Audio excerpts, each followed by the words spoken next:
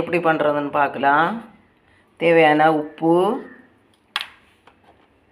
மஞ்சள் தூள், தேவையான கறிவேப்பிலை இவ்வளவும் போட்டு நல்லா மிக்ஸ் பண்ணி விட்டுடலாம்.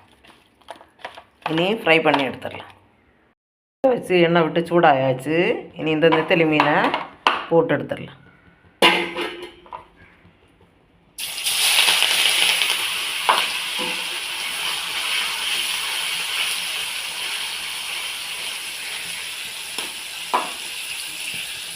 இப்போ வந்து மீனை திருப்பி விட்டுடலாம்.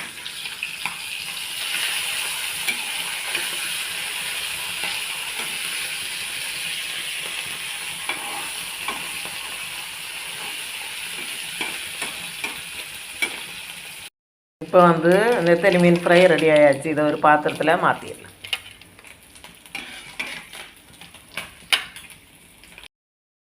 இப்போ வந்து சூப்பரான